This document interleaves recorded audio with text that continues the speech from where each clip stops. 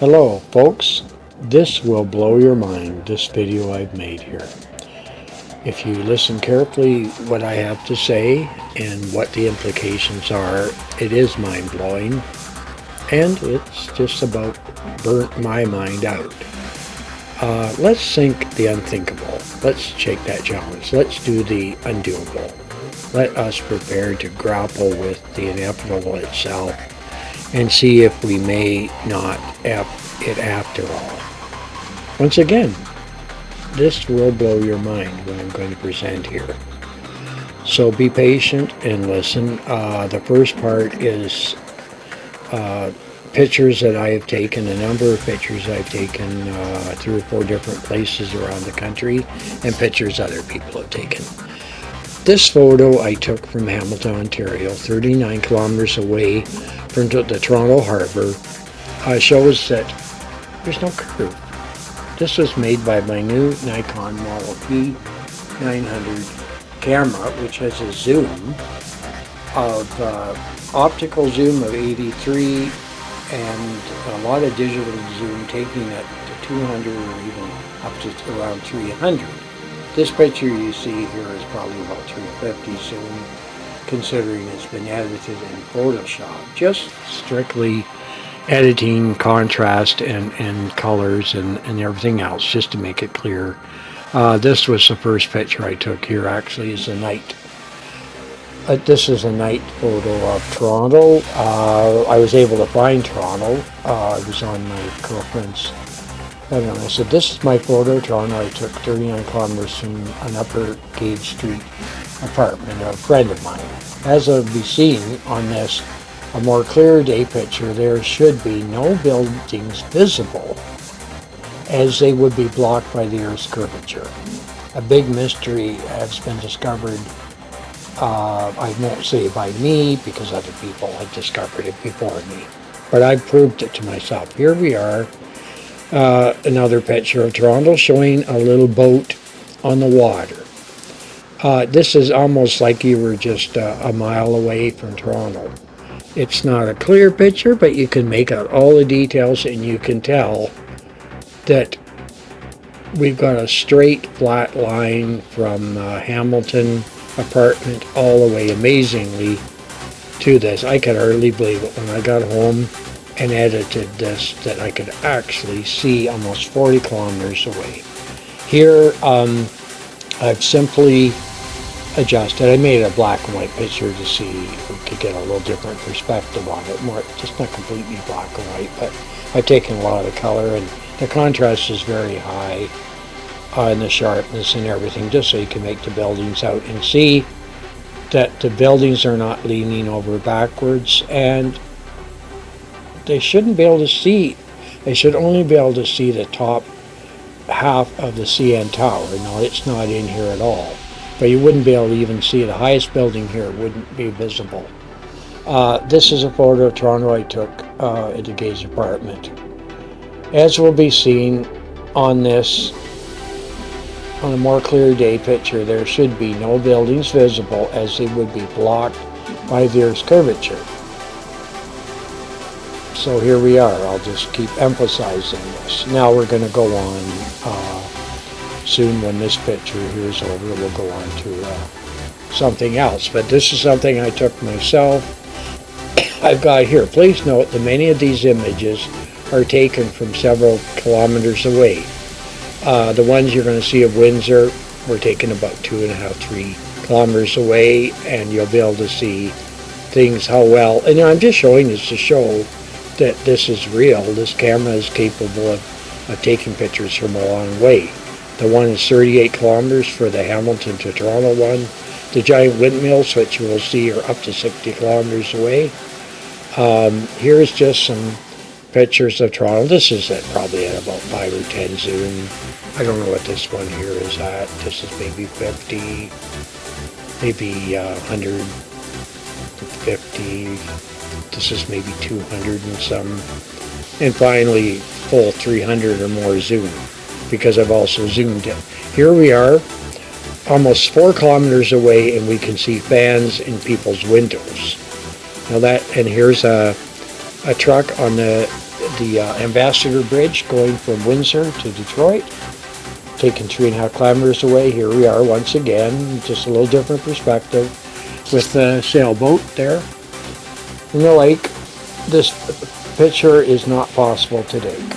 It will, if you talk to scientists or people knowing about the Earth's curve, they will say, I did not take this picture. It's impossible.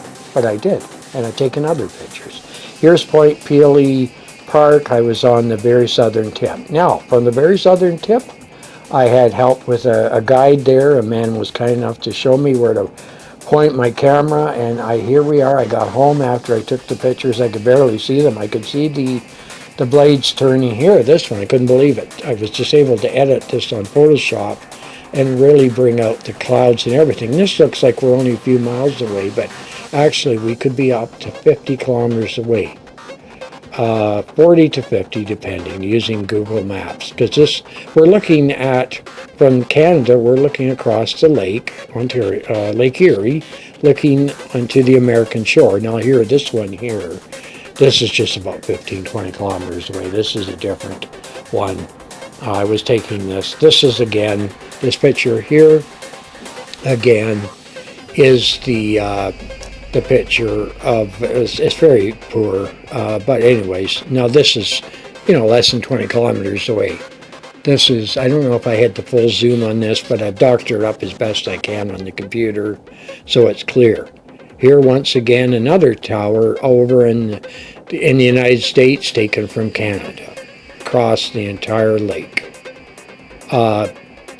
Only by, now here, this is the man I'd like you to pay attention to. Eric Dubay, this is the name of his video, 200 Proofs That the Earth is Not a Spinning Ball. And he wrote a book. Most of his stuff's free on YouTube, and if you go to his website, it's free too. Here is an interesting picture of Chicago. I didn't do this one, but this was a big controversy, and the meteorologist tried to explain it away, but he failed. Please note that these are real pictures of Chicago, Illinois. They were first taken near Michigan City area by Rob Skiba, and many, many times during a chartered flight boat he took. He got up to 8 kilometers from Chicago. Here we are, and I watched the whole video. You could watch it too. He spent quite a time and money preparing. I think he's the only person in the world that I would know of who actually spent the time and money to actually prove that he took the boat all the way and filmed there and back, proving that it wasn't a mirage, just like what I took wasn't a mirage, showing that there's a strong possibility that we've been lied to about the world. Here's just a picture of him here. With his camera set up. I think he's got the same camera I've got. Very similar. Super high zoom. Here's the meteorologist once again pointing out the impossible. He says it's not possible for someone in Canada or somewhere in the United States to look across the lake and see Chicago. The buildings are 59 miles away. They would be 2,300 feet below the horizon. Where's yet the illustration? Okay, it's going too fast. Please note that many of these images are taken from several kilometers. Once again, just to remind you, the pictures in Windsor were 3.5 kilometers, 2 kilometers when we're 2 or 3 kilometers away here. Now this is important. The Statue of Liberty is at 326 feet high, 60 miles away.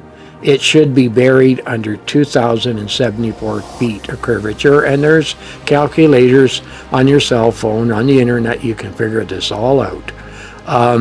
This particular one, 60 feet high, can be seen from 58 miles. It should be buried under 2,182 feet of curvature, but it's not. People with telescopes and that can see it. Here we are, lighthouse in Africa, and the elevation 238 feet, visible from around 50 miles, under ideal conditions, of course, and the curvature, it should be buried under 1,400 feet, but it's fully visible. They wouldn't make it if you couldn't see it. Here we are, Dunkirk Lighthouse, 194 feet, high, 28 miles visibility, curvature. This one isn't as much, but it's still, this one is still hidden. Now just wait a minute, I'm going to have to pause this here. Okay, here we are again. We're looking at the lighthouse Isle of Right, 180 feet high, visible from 42 miles. The top of that lighthouse should be buried under 996 feet of curvature. If the earth was curved the way we've been told, we can't see it. Here we are, St. Walton's Parish Church, Boston, 290 feet high, visible from around 40 miles, and it should be buried under 800 feet of curvature. Once again, if the earth was curved the way they tell us, none of these things could be seen out at sea. No lighthouse, nothing. Point Pelee Island, 20 kilometers from where I took the pictures that we still see, inside of Point Pelee Island National Park, measured by Google Earth. There's a lot of haze on this one. But once again, even this island, which is only 20 kilometers away, should be buried under around 455 feet of the Earth's drop, and nothing should be visible. Here's some pictures. It looks fairly clear. Mind you, it was hazy, and I've adjusted. You can see I've adjusted the color and the contrast, so you can see this one isn't too plain, but it's still, you can see the bushes. Obviously, it's just to be able to see small trees on an island 20 kilometers away is impossible to do. Here we are. You can see the trees. It looks like you can see the base. Here we are. We're getting on a different subject. I'm just showing you some interesting pictures of the moon. Nothing special. It's just that this camera is like a small telescope. I'm just showing that I was able to take these pictures and play with them a little bit on the computer, and here we are. Fairly nice picture of the moon, done on a tripod, of course. And I've taken a lot of pictures and failed. I mean, it wasn't that easy taking them. And I still don't know all the features of the camera. I've been so busy with learning about all these things and learning to do videos and that. Okay, what do you think this is? Doesn't that look like a strange, weird object?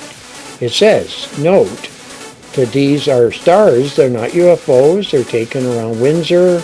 They don't look like NASA shows them to us. A few other YouTubers have taken even stranger videos of different stars, and I'll show you some, but we're going to explore this in another video. If you're interested, this is my first basic video that I published. I took one off recently that I put on because YouTube said I shouldn't have put Pink Floyd's song on, which I kind of like putting that. There was a message in that song, but they made a fuss, so I just removed the whole video. Anyways, here's another star. Does that look like a star to you? It looks like some kind of living organism, and believe me, when you take this under video, which is harder rather than snapshot, then it looks even weirder. Though, mind you, I don't know how to edit videos so I can adjust the contrast and that on them. So, this is somebody else's pictures of different stars. They've just lined them all up. This is apparently what Venus looks like. When I get to go up north again, I'm going to try and get some pictures like this because where I am, it's hard to get. It's real struggle to get those pictures of stars.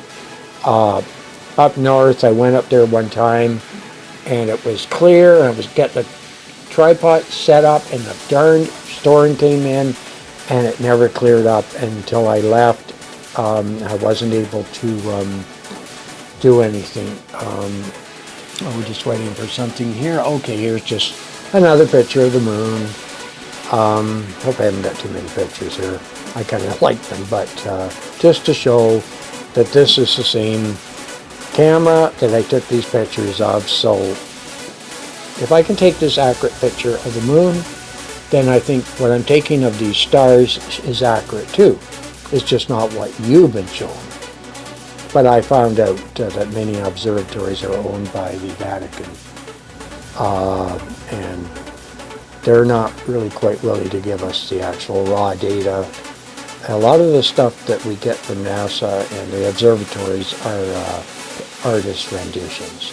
Here we are, the Matrix movie, and all the Matrix, I started to watch this again, and apparently there's a lot of hidden meaning in this movie which will pertain to the message I'm trying to make here. It's a very scary movie, but I just saw recently all about how they made the movie, and believe me, there's a lot of philosophical meaning in this movie. It wasn't just made for entertainment. It's a rather scary movie. Here we are. The pill is being presented to our hero. He decides to take the red pill, which will awaken him up, and let's read what it says. You take the blue pill, the story ends, you awaken your bed, believe whatever you want to believe, but if you take the red pill, you stay in Wonderland, and I show you how deep the rabbit hole goes. So basically, it's just symbolic of the fact is once we find out that there are anomalies here, I'll read this. It says, this is your last chance. After all, there's no turning back. You take the blue pill. The story ends. You wake up in your bed. This is when Neo was being accosted by Morpheus. Morpheus said, and believe whatever you want to believe. You take the red pill, you stay in Wonderland, and I'll show you how deep this rabbit hole goes.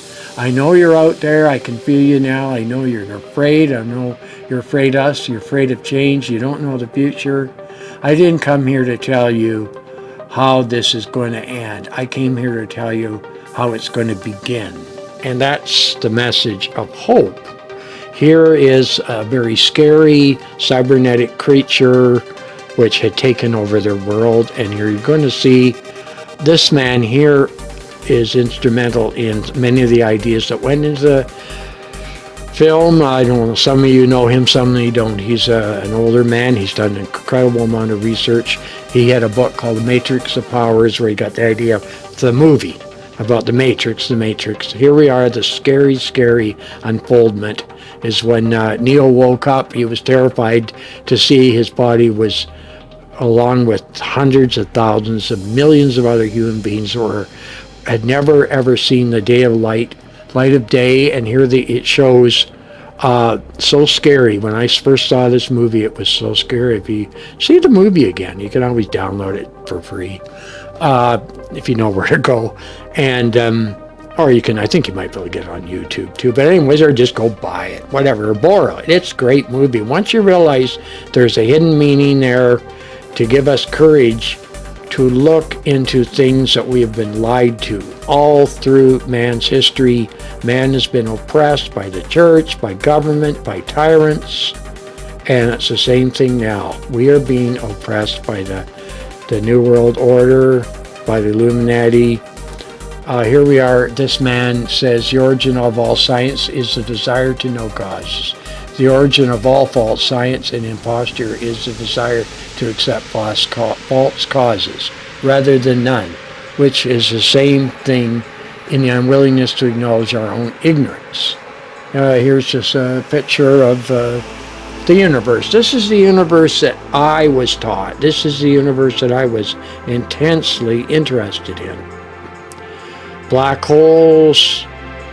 Funny thing here is, a lot of people don't realize that this isn't real. Most of these are, here's Donald Trump, and if Donald Trump did us any good at all, many people don't like him, but one thing he did say, he said, I'm going to open libel laws so people can sue the media. I was aware of this years ago when I was younger, how bad the media was. The series of books called The Naked Society by Vance Packard, I read several of his books when I was young, called The Hidden Persuaders, all about how psychologists are trained nowadays to basically not work in medical clinics to help people or to have their own practice, but basically to work for big business and government so that they can deceive us. I'm going to pause it now for a while. Okay, well, I had to take a little break there, but like I was saying, when I was a young person, I read quite a few books by this amazing man called Vance Packard. I'd like to read them again. I've got a copy somewhere, but anyways, he basically said that back in the 60s, we were being manipulated like crazy. And people had no idea how much the government was controlling things, and religion too. And the whole establishment, basically, he said, was controlling us like crazy. And this was before 1984, which was written by George Orwell. In George Orwell's books, he definitely implies that as time goes on, we're going to be more and more controlled, and the Matrix is a warning that this could happen. Right now, they're working on, well, I'll go into that later. Right here, we got some pictures of the Big Bang Theory, and you'll notice Big Bang Theory. And I didn't realize this. Here we are. It says, science does not have all the answers or solutions. Scientific theories can be changed and corrected. Theories can even be proven wrong. Nothing is ever completely proven in science. I had no idea how much science is, particularly physical, esoteric, metaphysical sciences like astrophysics and astronomy, and so many things actually are theories. There's no way of knowing how far the sun is away. We can't bounce radar off it. I'd like to get information on actually where they do and what the actual truth is about bouncing radar off of the moon. Here we are. I just got a few photos here. I could have an awful lot more, but I can't get heavy into the subject. But one of the reasons I even looked into this topic is because there's about 5 or 6, 7, 8, whatever, documentaries out there strongly suggesting there's a lot of problem with the moon missions, and they may not have happened. That they might have just sent those rockets up and put them in the ocean. Government here says govern from the word to guide, and meant from the word mind, meaning mind control. And of course, it's not just mind control. People like Stalin and Hitler and others, it was physical control, or jail or death if you didn't do what they said. Sometimes if you did what they said, you still died.